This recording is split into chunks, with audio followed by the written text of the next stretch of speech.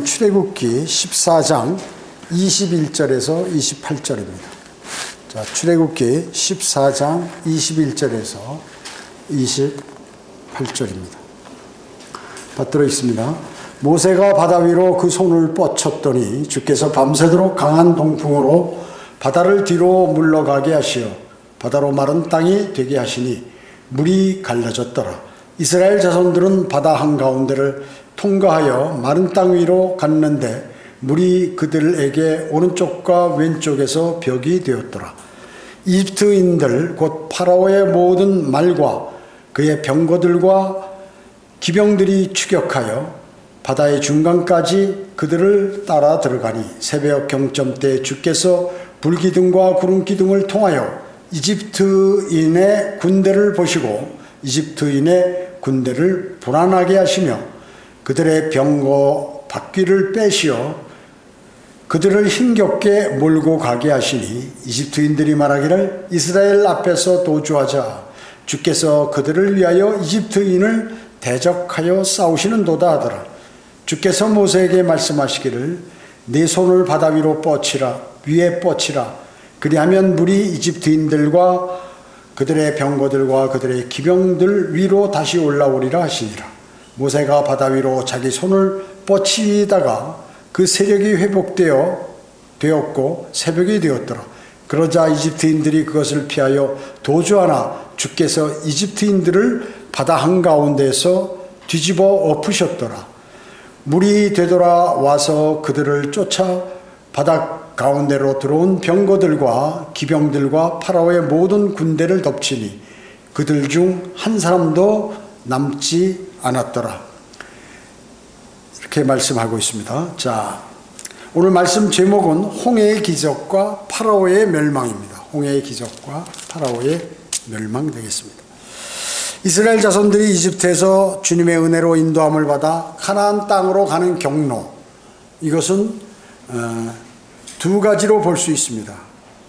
하나는 가까운 길인 필리스타인의 땅을 통과하여 통과하는 것, 이것 글로 보내려고 했는데 보니까 필리스티아인들이 너무나 강하기 때문에 전쟁하다가 그들이 전쟁을 보면 무서워서 후퇴해서 이집트로 돌아갈까봐 홍해의 광야길을 통과하도록 인도하신 것이죠.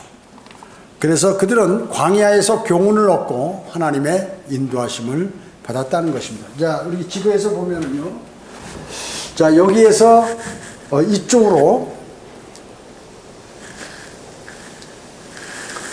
이렇게 가면은 금방 갈 수 있겠죠? 금방 갈 수 있습니다. 금방 갈 수 있지만 이렇게 거리도 짧고, 그렇죠. 그들이 어디 살았습니까? 고센 땅에서 살았죠. 라메세스가 여기 있고요.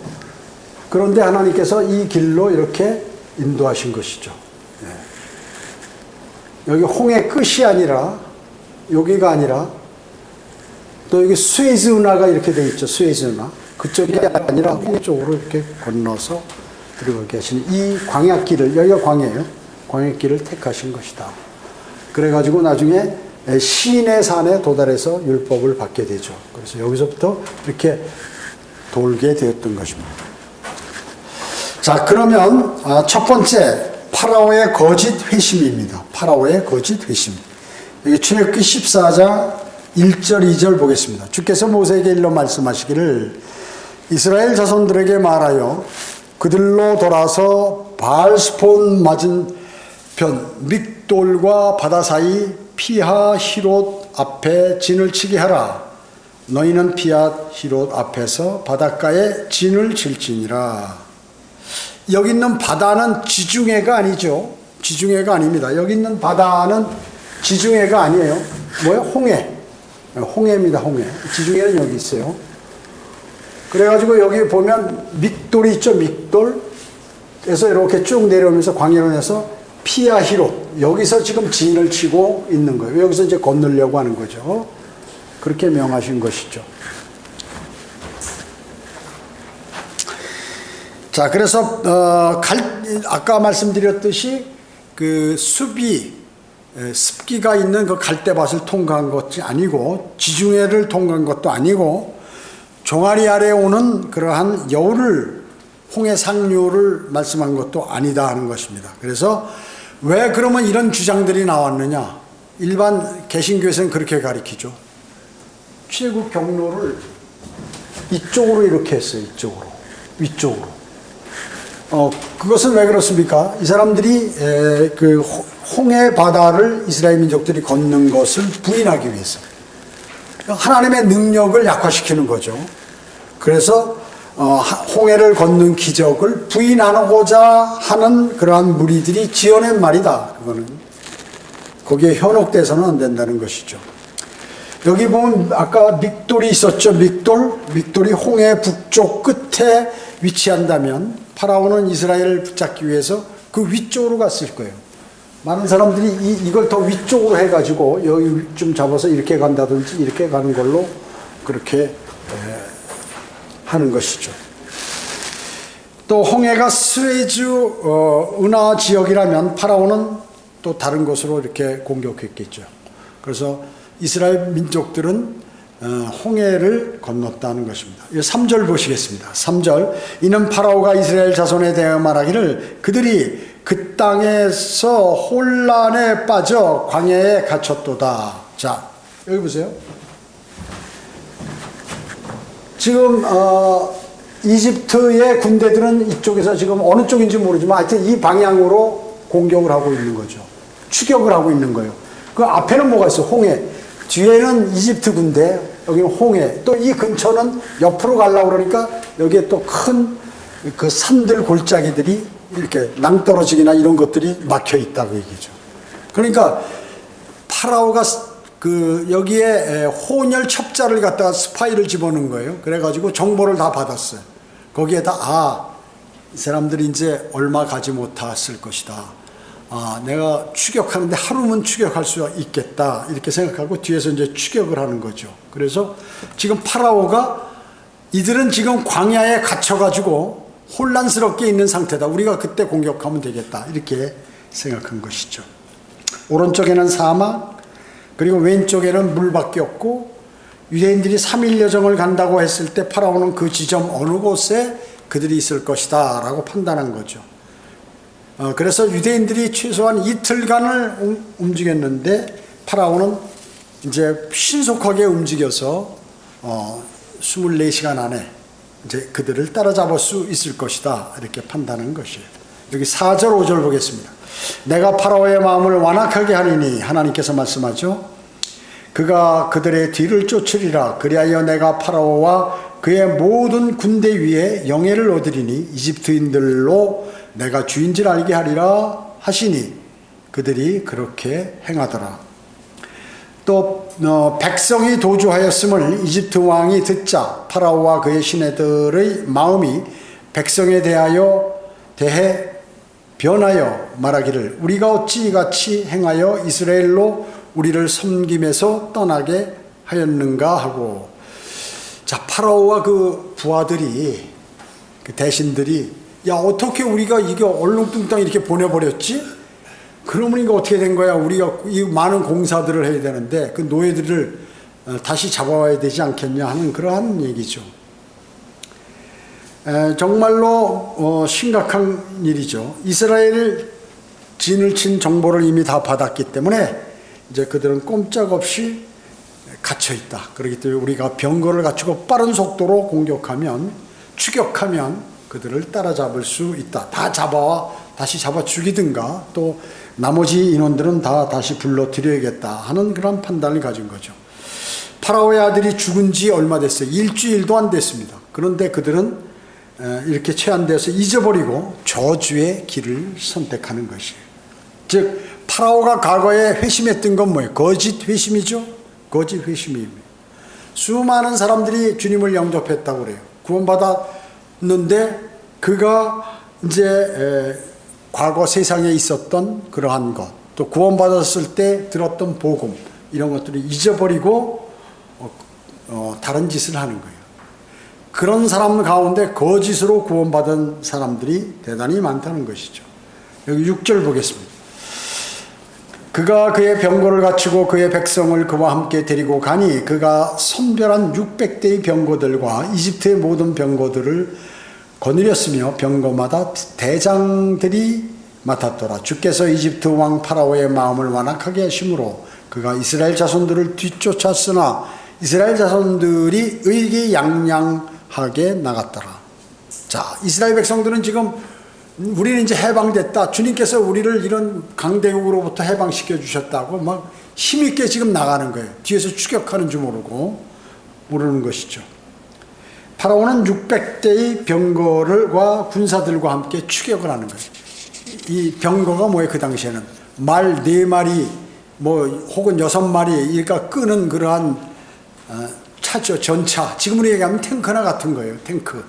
그러니까 그 전차가 있으면 사람들 10명의 병사들이 거기서 칼 갖고 있으면 어떻게 그냥 말로 밟고 지나가면서 옆에 창이나 칼로 다 치면은 어마어마하게 그 전투력이 강하죠. 그러니까 실질적으로 이 600대지만 또 보병도 있을 거고 여기 이집트인들의 보병 어마어마하게 많아요. 수십만 명이 지금 공격을 사실 하는 거예요. 왜냐? 이스라엘 민족들이 한 200만 명이 되는데 그 아무리 그 무기가 약한다 하더라도 가려면 벌써 몇십만 명은 출동시켜야 이거를 다시 데려올 수 있는 거죠. 그렇기 때문에 죄인이 어린 양의 피로 구속받았다고 해서 사탄은 그 사람을 공격 못하는 게 아니에요. 구원받은 그리스도인을 공격 못하는 게 아니에요. 지금 이집트에서 세상의 예표인 이집트에서 해방이 됐어요. 그러면 이제 만세 끝이에요? 아니에요. 사탄은 끊임없이 공격한단 말이죠. 파라오는 또 추격하잖아요. 자기가 다 보내놓고 또 추격을 한다. 사탄도 바로 이와 같다 하는 것입니다. 더 한층 구원받게 되면 공격을 하고 자신이 주님을 섬기고 믿음을 가지려면 더 공격을 하는 거예요. 이걸 알아야 된다. 그렇기 때문에 마귀의 행동을 고정적으로 보면 당한다 그기죠. 아, 내 판단에 내가 이제 하나님께서 나 이제 구원받고 결심하고 했으면 뭐가 되겠지. 아니에요. 더 공격을 한다 하는 것이죠.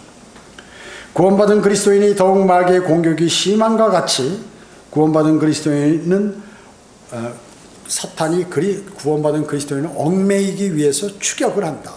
추격을 한다. 지금 파라오와 같이 추격을 한다.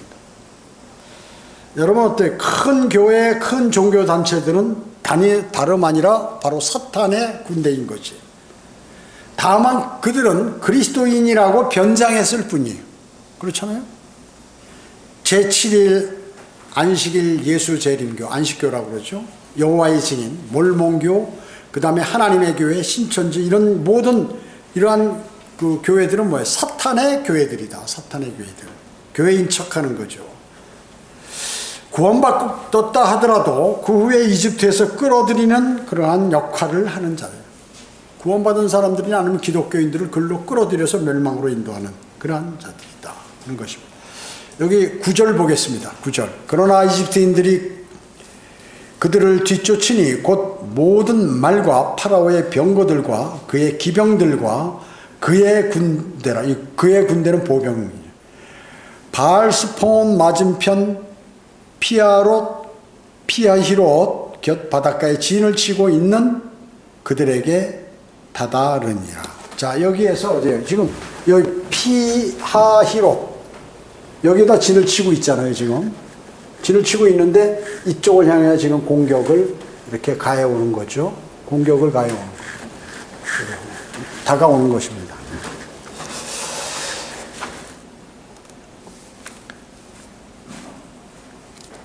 자, 구원받았다고 하더라도 그 후에 이집트로 끌어들이는 역할을 많이 하게 되죠. 여기 9절에 지금 이집트인들이 아주 뒤집혔습니다. 그래서 바알스폰 맞은편에 하하히롯 곁 바다에 진을 치게 되는 것입니다. 진을 치게 되는 거예요. 자, 200만 명이 거기다가 진을 쳤다고 그러면 얼마 정도인지 알겠죠? 적어도 폭이 한 8km, 길이가 한 16km 정도로 꽉 차서 사람들이 그렇게 되어 있는 것이죠. 어마어마한 규모입니다. 어마어마한 규모예요. 지금 우리 청주시가 80만인데 이 80만 그러니까 한 2배 이상, 2.5배 정도 되는 그 인원들이 여기 들에 나와서 한번 어디 텐트를 치고 거기 산다고 생각해 보세요. 얼마나 많이 한 장소에 모여서 어마어마하죠. 어마어마해요. 만약 홍해가 수에즈 운하 지역이라면 엄청난 홍해 횡단의 기적은 그러한 영원히 사라져 버릴 거예요. 이것이 바로 사탄의 유도 방법인 것입니다. 자, 두 번째, 불신의 죄는 사람을 미치게 만든다는 것입니다. 불신의 죄는 사람을 미치게 만든다는 겁니다.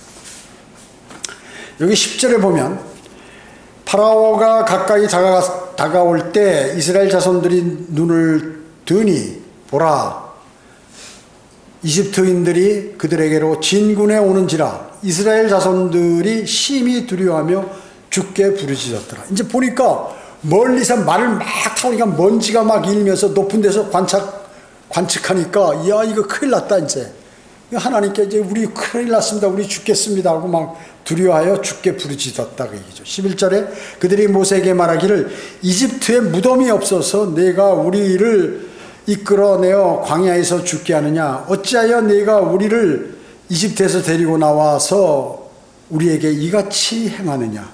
이제 어때요? 위협을 느끼니까 이제 또 원망하는 거예요. 불평불만하고. 여기서 우리 전부 광야에서 전부 시체가 되겠구나. 왜 끌고 나왔냐 하면서 지금 그러는 거죠. 12절에 우리가 이집트에서 너에게 한 말이 이것이 아니냐 말하기를 우리를 내버려 두라. 우리가 이집트인을 섬기리라 하지 않았느냐. 우리가 광야에서 죽는 것보다 이집트인들을 섬기는 것이 더 낫겠노라 하더라. 자, 우리가 이 광야에서 그들의 칼이나 활 막 창으로 찔러 죽임당하는 것보다는 차라리 노예로 있으면서 그들을 섬기고 그렇게 하는 게 더 나을 뻔했다. 모세에게 뭐라고 그랬습니까? 우리를 이집트에 내버려 두라고. 자기들이 노예로 있을 때 하나님께 살려달라고, 우리를 해방시켜달라고 울부짖어가지고 하나님께서 모세를 보냈잖아요. 근데 지금 이런 것이에요. 지금 사람은 말이죠, 믿다가 주님을 섬기다가 자신에게 무엇이 다가오면 말이죠, 왜 나를 이렇게 이 믿음을 갖게 해서 나를 피곤하게 만드느냐, 이렇게 하는 게 인간들의 그 심리예요. 그걸 여기서 적나라하게 나타나. 이게 누가 이렇습니까? 노예 근성을 가진 사람들이 그런 것이에요. 믿음의 확고한 믿음이 아직 정립이 안 된 거예요, 이 사람들. 그러니까 지금 참 그때 모세가 어떻게 생각했겠어요? 야, 이게 지금 어떻게 된 거야? 이렇게 물론 생각했겠죠. 그러나 모세는 믿음이 있기 때문에 주님께 맡겼던 것입니다. 여러분의 인생의 실패와 좌절 속에 더 이상 출구와 해결책이 없을 때가 생겨납니다. 그런 것처럼 되는 환경에 처해 있을 때가 우리는 많이 있는 것이에요. 그것을 이상히 여길 필요가 없습니다. 앞에는 어때? 깊은 바다, 큰 파도들이 넘실대고 있어요. 뒤에는 지금 때를 지어 이집트 기병대들이 지금 추격해, 먼지를 일으키며 추격해 오고 있어요. 우리를 죽이겠다는 거죠, 전부. 이스라엘을 양편에는 통과할 수 없는 절벽과 산들이 있어요. 죽음의 덫에 걸려들어 버린 것입니다. 극도로 위험하고 다급해진 건 이스라엘 자손들이에요. 야, 큰일 났구나. 이제 죽었구나, 우리는 모두. 그들은 믿음의 창시자요 완성자로부터 눈을 돌려버려가지고 그 반대편을 지금 바라보고 실망 가운데 있는 것이죠. 여기 11절에 뭐예요? 11절에 왜 이집트에서 무덤이 없냐? 이집트는 무덤이 없냐? 왜 여기 가서 우리가 죽어서 묻히게 만드느냐? 내가 우리를 이집트에 데려와서 우리에게 왜 이렇게 이 꼴을 당하게 하냐고 불평을 털어놓는 것입니다. 자, 모세가 이스라엘을 구원하겠다고 한 말은 완전히 실패로 돌아가는 것 같았어요. 이제 끝난 것 같았어요. 이런 상황을 사실은 누가 만드셨을까요? 하나님께서 허락하신 것입니다. 사람은 이런 상황이 되지 않으면 돌아서질 않아요. 사람이 하나님을 섬기고 하는데 하지를 못하는 것이에요. 그러니까 최고 어려운 상황에서 자신이 주님과의 교제를 통해서 어떤 것을 얻었을 때 그때 믿음을 바로 갖는 거지, 그전에는 어렵다, 웬만해서는. 자, 그래서 하나님께서 이런 것을 허락하신 것입니다. 그래서 한 방으로 이집트와 이스라엘 모든 사람들에게 하나님께서 영예를 얻기 위해서 이 상황을 전개하신 것이에요.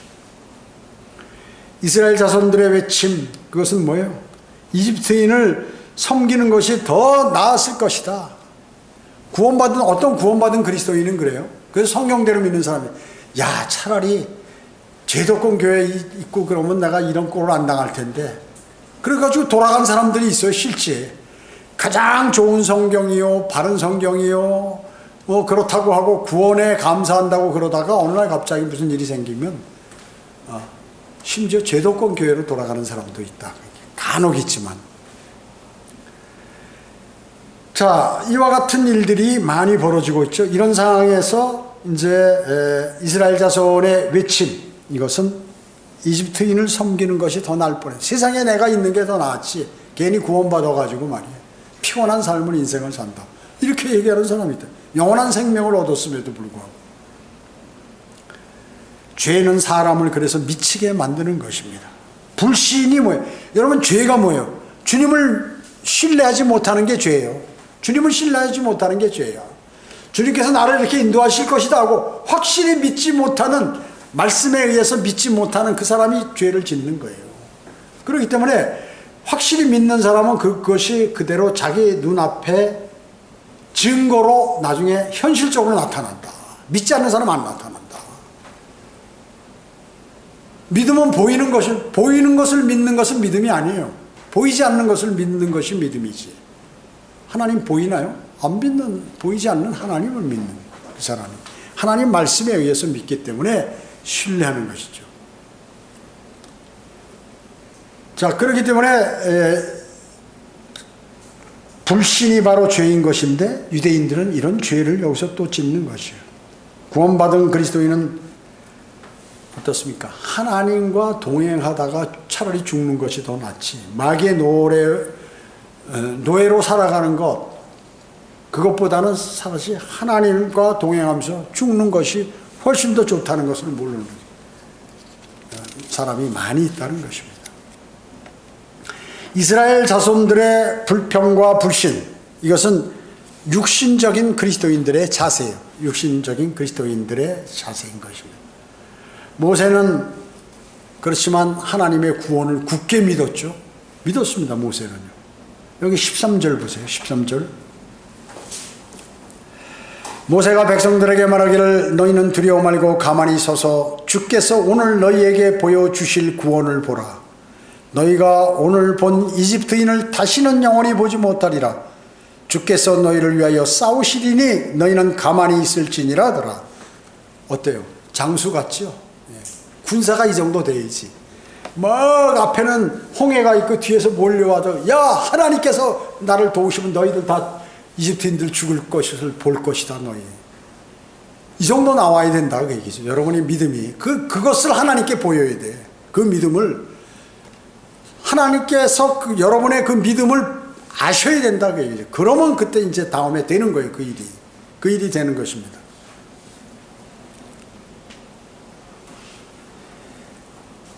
자, 그렇기 때문에 수많은 사람들이 제대로 갖지 못하는 거죠. 그래서 이스라엘 자손들은 이러한 불평불만을 하지만 모세는 이제 우리가 읽은 바와 같이 주님께 앞으로 이제 이 이집트인들을 공격하는, 추격해오는 이집트인을 다시는 너희 보지 못하리라. 이게 뭐예요? 그리스도의 군사란 말이죠, 이런 사람이. 근데 만일 여기서 지금 현재 그 사람, 유대인들, 이스라엘을 이끄는 사람이 누구예요? 모세 아니에요? 여수론의 왕. 사실은 왕이 없었지만 왕이나 다름없는 사람이에요. 근데 만약에 모세가, 어이구 무서워, 나도 그냥 끝나버려. 어이구 어디, 야, 이제 우리 끝났다. 아이, 차라리 자살하자, 여기서 전부 자결하자. 이러면 어떻게 되나요? 그냥 그 전쟁은 끝나는 거예요. 주님을 신뢰하고 나갔던 것이죠. 여기 출애굽기 15장 3절에 보면 말이죠.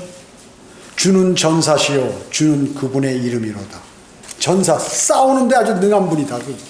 그러면 주님이 싸우시면 이건 이긴다. 모세는 아는 거죠. 그렇게 얘기하는 것이죠.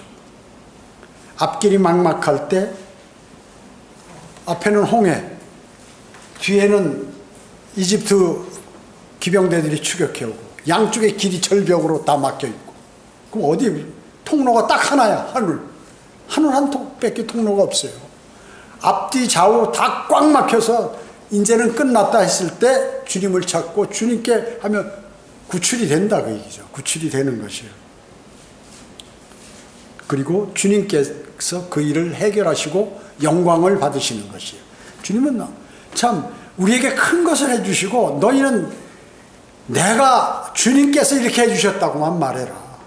간단한 거 아니에요? 간단한 건데 주님께서 영광 받으시는 그걸로 끝이신 거예요. 우리는 어때요? 아니, 주님께서 해주시는데 할 수 없는 것을, 인간이 할 수 없는 걸 하셔야 주님께서 해주신 것을 알고 그분께 영광을 돌리는 것이지, 다른 사람 다 할 수 있는 걸 주님께서 해주시면 뭐 그거 다른 사람한테 부탁하지 무슨 주님께 부탁하겠어요? 간구드리겠어요? 주님께서 우리를 데려가시면 데려가시는 것이고, 남겨놓으시면 남겨놓는, 내 질병을 치유해 주시면 하는 거고, 아니면 그냥 병들면서 있는 거고. 우리는 방법이 없어요. 방법이 없어. 주님께서 주님의 처분만 기다릴 뿐이야. 다만 주님을 신뢰하는 것이죠. 그러면 절대 그분은 우리를 실망시키지 않으십니다. 세 번째, 홍해의 기적입니다. 15절에 보면 주께서 모세에게 말씀하시기를 너는 어찌하여 내게 부르짖느냐, 이스라엘 자손들에게 말하여 앞으로 나가게 하고. 자, 모세가 지금 부르짖었죠. 가만히 있는 게 아니야. 모세가 하나님, 주님 이거 저는 믿지만 지금 이렇게 불평합니다. 어떻게 해야겠습니까? 하고. 그러니까 왜 나한테 부르짖느냐, 나가라 앞으로. 너 믿음만 갖고 있지 말고 행동하라. 믿음을 실천하라, 그 얘기죠. 행동하라, 나가라. 16절에 너는 네 막대기를 들어 내 손을 바다 위로 뻗쳐서 그것을 가르라. 그러면 이스라엘 자손들이 바다 가운데를 통과해서 마른 땅 위를 가리라.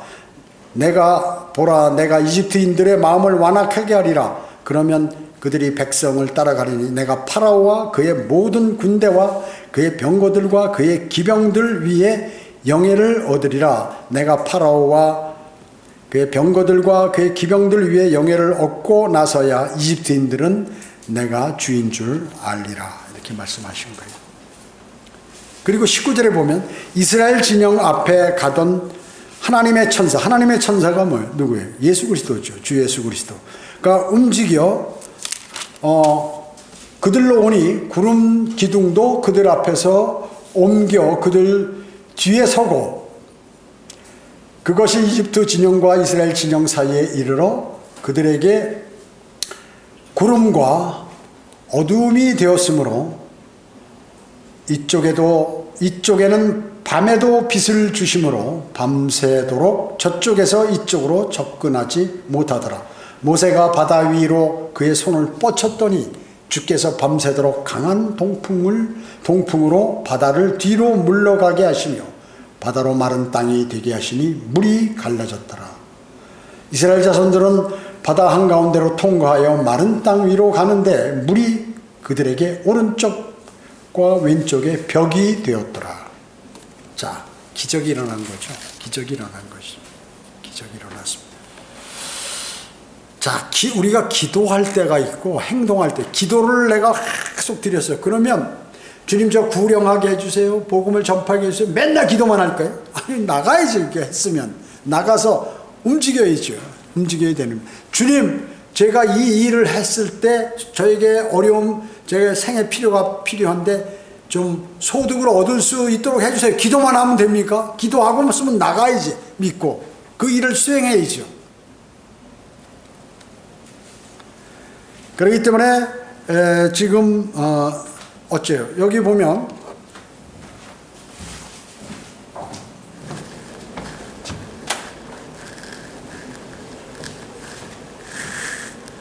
여기 지금 이스라엘 백성들이 이렇게 했단 말씀이죠.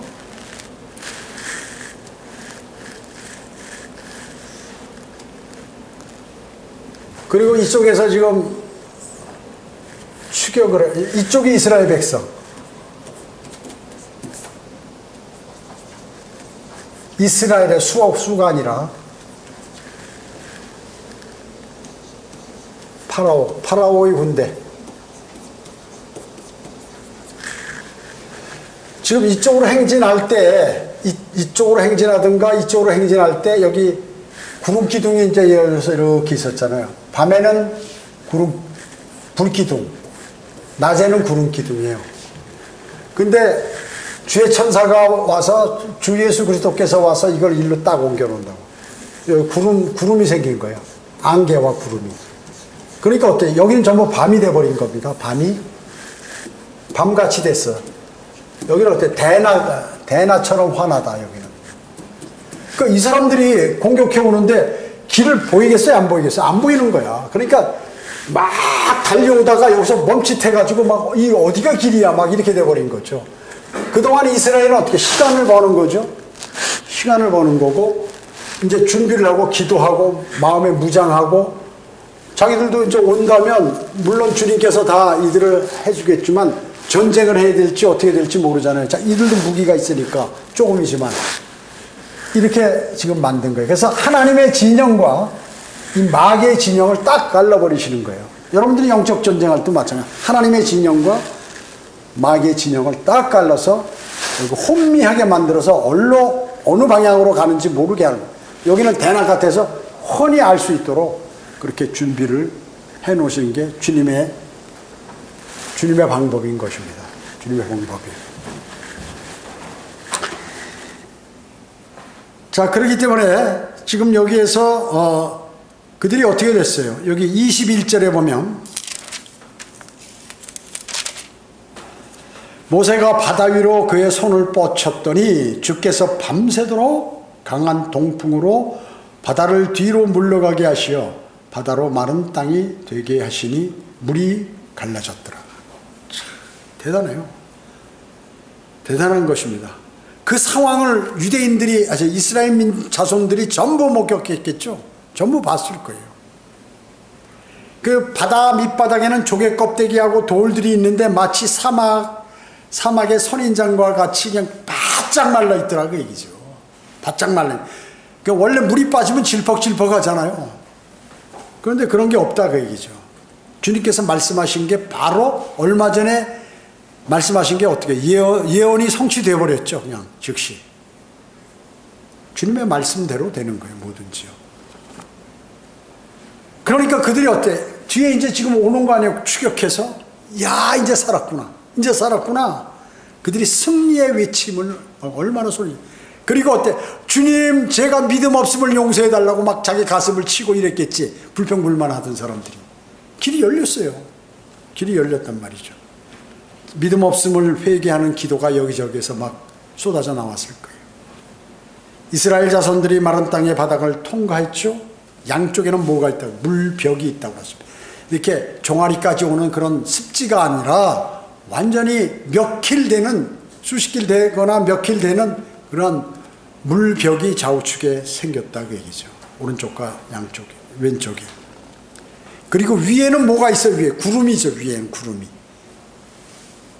그래서 이들은 집단적으로 침례를 받은 거예요. 거기서 모세 인도하에. 그걸 어디서 얘기했냐? 고린도전서 10장 1절 2절에서 말씀하고 있습니다. 이는 우리 조상들이 모두 구름 아래 있었고 모두 바다를 통과하였으며 모두 구름과 바다 속에서 모세에게 침례를 받았고, 민족적인 침례를 여기서 다 받은 거예요. 이제 구원받았으니까 이집트에서 해방돼 가지고 이제 홍해에서 침례를 받고 이제 가나안 땅으로 입성하기 위해 가는 거예요. 지금 이 상황, 홍해를 건넌 상황이 율법이 주어진 때입니까? 율법이 주어지기 전입니까? 그래, 주어지기 전이죠. 그 후에 시내산에서 모세가 율법을 받는데, 율법이 주어지기 전에 그들은 전부 민족적으로 침례를 다 받은 것이. 아브라함이 11조를 드린 것이 율법 전입니까? 후입니까? 율법 전이죠. 율법은 이때 모세가 받았으니까. 아브라함은 뭐 상당히 모세의 조상이죠. 아브라함과 이삭과 야곱. 그 다음에 그 아들 요셉이 의하여 이집트로 왔다가 그 후손들이 지금 430년 돼가지고 거기에 끝나고 지금 다시 가나안 땅으로 가는 거 아닙니까? 이스라엘 자손들이 이집트에서 구원받은 후 침례를 여기서 모두 받은 것이에요. 민족적으로. 여러분, 빌립이 에디오페네시에게 침례를 줄 때 구원받은 후에 주님을 영접한 것을 확인하고 침례를 줬죠. 빌립보 간수가 어때요? 복음을 전한 것을 듣고, 사도 바울이 복음을 전하는 것을 듣고 그 가족 모두가 침례를 받았어요. 구원받은 후 침례. 우리 그리스도인은 어떻습니까? 구원받은 후에 우리도 침례 순종했죠. 침례 순종한 것입니다. 그래서 침례는 구원의 모형인 것이에요. 주님과 함께 우리는 죽었고 묻히고 부활했다는 그러한 의미, 구원의 모형입니다. 구원의 모형. 피로 구속받은 죄인은 하나님의 진노로부터 나오는 것입니다. 그래서 이스라엘 민족들은 모두 구원받고 침례 다 받아서 이 사람들 다 구원받았죠. 지금 홍해 안 빠져서 죽었어요. 이 사람들은. 그런데 따라오는 구원받지 못한 파라오와 이집트인들은 어떻게 했어요? 이 세상 신을 섬긴 사람들이죠. 그 사람들은 어때? 하나님의 진노 아래 머물게 되었다는 거예요. 하나님의 진노 아래. 그래가지고 뒤쫓아오면서 물속에 다 들어가 죽어버리는 것이에요. 자, 이스라엘 자손들이 역사상 가장 위대한 기도 모임이었다, 이때. 자, 모두가 몰살당할 것 같은데 주님 살려주세요 하고 막 집단적으로 함께 합심 기도하는 거예요. 주님 살려달라고 자기들. 역사상에 이런 기도가 있겠어요? 그 많은 약 200만 명이 모여서 우리 지금부터 주님께 살려달라고 기도합시다. 뭐 여기는 안 나오지만 했을까? 부르짖었다고만 나오잖아. 부르짖은 게 기도지 뭐예요. 네 번째, 완악한 파라오의 죽음과 멸망입니다. 여기 23절 보겠습니다. 출애굽기 14장 23절. 이집트인 곧 파라오의 모든 말과 그의 병거들과 기병들이 추격하여 바다의 중간까지 그들을 따라 들어가니 새벽 경점 때 주께서 불기둥과 구름기둥을 통하여 이집트인의 군대를 보시고 이집트인의 군대를 불안하게 하시며 그들의 병거 바퀴를 다 빼버리는 거예요. 빼시며 그들이 힘겹게, 바퀴가 없으니까 질질 끌고 가겠죠. 힘겹게 몰고 가게 하시니 이집트인들이 말하기를 이스라엘 앞에 도주하자 주께서 그들을 위하여 이집트인을 대적하여 싸우시는도다 하더라. 막 바퀴하고 고통스러우니까 야 이거 큰일 났구나. 하나님께서 도우시는구나. 우리 죽었다. 빨리 도망가자. 이렇게 하는 거죠. 26절에 주께서 모세에게 말씀하시기를 네 손을 바다 위에 뻗치라. 그리하면 물이 이집트인들과 그들의 병거들과 그들의 기병들 위로 다시 오리라 하시니라. 모세가 바다 위로 자기 손을 뻗치니 바다가 그 세력이 되었고 새벽이 되었더라. 그러자 이집트인들이 그것을 피하여 도주하나 주께서 이집트인들을 바다 한가운데서 뒤엎으셨더라. 물이 되돌아와서 그들을 쫓아 바다 가운데로 들어온 병거들과 기병들과 파라오의 모든 군대를 덮으니 그들 중에 한 사람도 남지 않았더라. 그러나 이스라엘 자손들은 바다 가운데 마른 땅 위로 걸어갔으며 물이 오른쪽과 왼쪽에서 그들에게 벽이 되었더라. 주께서 그날에 이스라엘을 이집트인의 손에서 이와 같이 구원하시니 이스라엘이 바닷가에서 이집트인들의 시체를 보더라. 이스라엘이 주께서 이집트인들에게 행하신 위대한 일을 보고 그 백성이 주를 두려워하고 주와 그의 종 모세를 믿더라. 이제 그걸 보니까 이제 믿는 거예요, 이 사람들이요. 자, 첫 태생의 위협으로부터 시작해가지고 한 군대가 완전히 멸망시키시는 것으로 끝나버리잖아요. 어마어마한 군대들을. 여러분, 요세푸스라는 사람이 있어요. 이 사람은 유대인 역사가입니다. 요세푸스. 그가 얘기하를 기병이 5만, 보병이 약 한 20만 정도 된다. 이집트 군대가. 그러니까 한 25만 명이 지금 홍해에 들어가서 다 수장돼 버렸다. 순간에. 이집트 군대는 멸망당한 것이죠. 여기 새벽 경점이라고 나오는데 24절에 새벽 경점은 이제 여러분 경점이 구약은 밤 12시 기간을 12시 기간을 셋으로 나눠요. 구약은. 그 상경점만 있는 거예요. 1경점, 2경점, 3경점. 그 셋이 있어요. 근데 신약은 뭐냐면 이 12시간, 저녁 6시부터 아침 6시까지를 12시간을 넷으로 나눠. 4경점이라면 4경점, 신약은. 그래서 여기 구약으로 얘기하면 2시에서 6시 사이, 새벽 경점이면, 그 다음에 신약으로 얘기하면 3시에서 6시 사이에 보고 7시쯤 보니까 그 홍해 시체가 그냥 가득 차 있더라고요. 시체가. 파라오의 시체가, 이집트 군대의 시체가 가득 차 있더라고 하는 것입니다. 여기 출애굽기 15장 19절 한번 보세요. 출애굽기 15장 19절. 여기 파라오의 말이 그의 병거들과 그의 기병들과 함께 바다에 들어갔으니 주께서 그들 위에 바닷물을 다시 가져오셨으나 이스라엘 자손들은 바다 가운데서 마른 땅을 가더라. 자, 여기 19절 맨 앞에 파라오의 말. 파라오가 지금 병거를 타고 오다가 아라비아산 좋은 말이 있잖아요. 그 말로 이제 지휘하려고 이제 전쟁 치기 위해서 선두에거나 뒤에 서서 야 공격하라 하기 위해서 말을 갈아탄 거예요. 지금 병거를 타고 오다가 말로 갈아탔다. 파라오도 여기서 죽어버린 거죠. 여기 나왔죠. 19절에 파라오의 말까지 다 말을 탔는데 거기서 수장돼 버렸어요. 파라오까지. 파라오는 병거에 나와서 아라비아 순종말을 안장 위로 뛰어 올랐어요. 이것은 요한계시록 6장 2절에 보면 적그리스도가 말을 타고 나타나는 장면하고 유사한 것이에요. 파라오는 적그리스도의 예표이기 때문에. 그러면서 나를 따르라 하면서 이제 추격을 하려다가 어때요? 그냥 물이 합쳐져가지고 파라오를 비롯한 모든 기마병들, 기병대들, 그 다음에 보병들 약 한 25만 명이 거기에서 다 죽어버렸다. 물속에 그냥 수장돼 버렸어요. 수장돼 버렸습니다. 그 어느 지점에 왔다고요? 추격해서 바다 중간까지, 그러니까 완전히 다 들어온 거죠. 그러니까 여기서 한 사람도 살아남지 못했다는 거예요. 한 사람도. 이게 주님이 아니면 이런 전쟁이 어디 있어요? 이런 전쟁, 이스라엘이 싸웠나요, 그들하고? 25만 명을 한순간에 그냥 딱 해쳐버, 한 명도 안 남기고, 그것도 이집트의 왕 파라오까지 싹 거기서 깨끗하게. 하나님 아니면 이런 거 못하는 것이에요. 그래서 그분은 전사시요, 우리의 대장이시라는 것이요. 그분이 앞에 서시면 무조건 이긴다. 무조건 이긴다. 그분이 전쟁하시면 이긴다.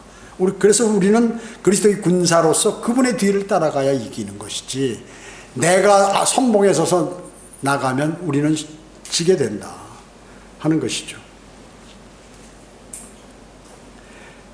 자, 그렇기 때문에 모두 바다까지 들어가서 또 추격할 때도 그들의 바퀴들을 다 빼버리니까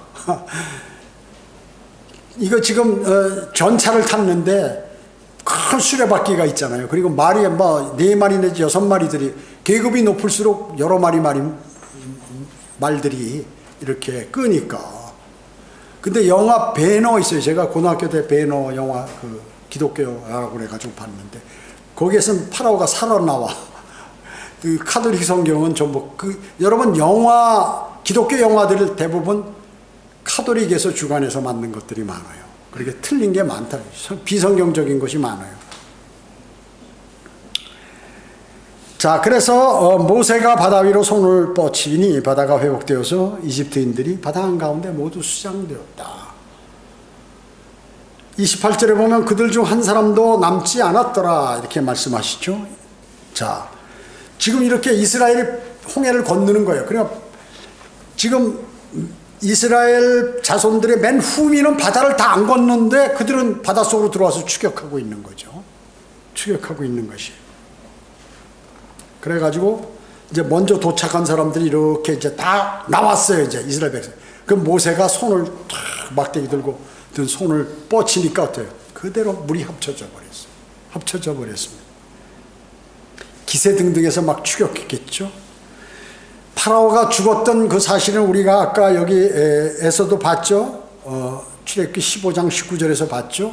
또 나와 있습니다. 시편 136편 15절에 보면 파라오와 그의 군대를 홍해에 쓸어 넣으신 분께 감사하라. 그의 자비는 영원히 지속됩니다.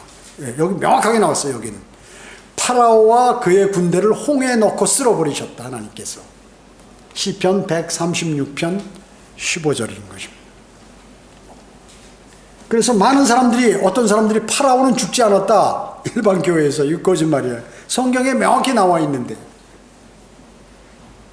왜? 파라오도 명령을 어겼죠. 하나님의 말씀을. 네 장자 죽을 것이다 해서 파라오의 첫째 아들도 죽었단 말이죠. 그러면 뭐냐면 이제 이스라엘 자손들을 추격하거나 하나님의 일을 방해하면 넌 죽는다. 이렇게 말씀한 거거든요. 자기 첫 아들 죽인 것도 경고란 말이죠. 근데 가는 거야. 가는 거예요. 가는 거. 그럼 어떻게? 죽지요. 당연히 죽지요. 31절에 보면 그의 백성이 주를 두려워하고 주와 그의 종 모세를 믿더라. 처음에 하나님 두려워하지 않고 모세가 하는 말 믿지도 않고 왜 우리를 일로 데려왔냐고 불평불만하더니 또 금방 바뀌어서 하나님은 위대하시다 그러고 막 난리. 이게 이스라엘 백성들이. 31절은 매우 중요한 구절입니다. 31절. 그 백성이 주를 두려워하고 주와 그의 종 모세를 믿더라. 왜냐하면 이스라엘 자손은 진짜 기적을 보았잖아요. 이 기적에 대한 반응은 대단하다. 간증이에요. 간증. 이거 대단하다. 여러분이 주님께서 간절히 기도한 내용을 들었을 때 여러분 간증해야 돼. 간증 안 하면 안 돼요. 그거. 하나님께서 기분 나. 야 지금 어때? 항상 하나님께서 이스라엘 백성에게 뭘 특이한 걸 해주시면 너 이 자손 대대로 이거 잊지 않도록 이걸 기념하라고 말씀하잖아요. 그건 뭐냐면 하나님이 우리를 이렇게 위험에서 구해주셨다. 6월절도 마찬가지 지키라는 거 아니에요? 그거를 좋아하시는 거예요. 하나님께서. 근데 하나님께서 해주신 거를 이 꽉 까물고 있어. 아 내가 잘해서 그렇게 됐지. 누가 도와줘서 그렇겠지. 이러면 안 된다. 그래서 오후에 어때? 우리 간증 시간이 있잖아요. 간증할 거리가 많이 작은 거 해줄 것까지. 내가 오늘 나갔는데 나는 구령을 한 번도 못 보니까 구령했습니다. 주님께 감사드립니다. 이 단상에서 여러분 이제 앞으로 꼭 생활에 필요한 모든 것들을 간증이 필요해. 그 자랑이 아니에요. 자랑이. 하나님의 그 위대하신 도우심을 다른 성도들에게 알리는 거예요. 그래서 주님을 영화롭게 하는 길이다. 그것이. 자, 그러니까 홍해를 건너기 전에 극심한 배교했죠. 홍해를 건너기 전에 이들이 다 배교했죠. 이집트로 돌아가자고. 왜 일로 데려왔냐고 이렇게 한 거죠. 홍수일에 홍해를 건너는 사건이 가장 위대하기 때문에 이 홍해를 건너는 게 말이 돼요. 이게 바다를 그냥 그 수십 킬로 되는 바다를 쫙 벌려가지고 말이죠. 그 200만 명이나 거길 통과하도록 하고 마른 땅으로 그것도. 이게 보통 일이냐고요. 사람들이. 근데 이걸 보통 일이라고 생각하는 사람들이 많아요. 그걸 보는 사람 까무러쳐 졸도해야지. 그 자리에서. 이야 하나님이 능력이 대단하시다. 이 중요한 사건 전에는 뭐예요? 배교가 있다. 배교가. 현재는 어떻습니까? 주님의 재림 직전 중요하죠? 그 전에는 교회들이 다 배교해버린다. 거의 다. 심지어 성경대로 믿는 사람들도 많이 배교한다. 그 가운데. 이사야 43장 2절에 보면 이스라엘에게 이렇게 말씀해. 내가 물을 통과할 때도 내가 너와 함께 할 것이며. 물 통과할 때 함께 하셨잖아요. 그죠? 내가 강들을 통과할 때도 물이 너를 덮치지 못게 할. 이 올라가다 요단강이 나는데 요단강이 만수됐어요. 못 건너. 갈수기는 건널 수 있는데 그때 어떻게 또 갈라가지고 또 건넜단 말이에요. 요단강도. 그 다음에 네가 불속을 통과해도 걸을 때에도 타지 않을 것이며 불꽃이 내 위에 타지 못할 것이라. 뭐예요? 다니엘의 세 친구 불속에 들어갔는데 진짜 그렇게 됐잖아요. 자, 여러분도 그렇게 해야 합니다. 뒤에는 마귀의 공격으로 두려움이 있고 앞에는 알지 못하는 공포들로 가득 차 있을 때 그때 여러분은 주님과 함께 하신다는 거예요. 주님을 신뢰할 때 주님께서 함께 하신다는 것을 꼭 마음속에 기억하셔야 할 것입니다. 기도하겠습니다. 전지전능하시고 자비로우신 아버지 하나님 감사드립니다. 저희들은 오늘 주님의 위대하신 말씀을 마음속에 담았습니다. 성령께서 함께 해주셔서 우리가 그 말씀을 신뢰하고 또 구약이지만 우리에게 구약을 통하여 우리에게 하고 싶으신 그러한 말씀들을 하고 계신다는 사실을 저희가 아주 충분히 알고 또 감사하는 생활하도록 주님 인도해 주시기 원합니다. 은혜 감사드리오며 다시 오셔서 저희를 데려가실 주 예수 그리스도의 이름으로 기도드립니다. 아멘.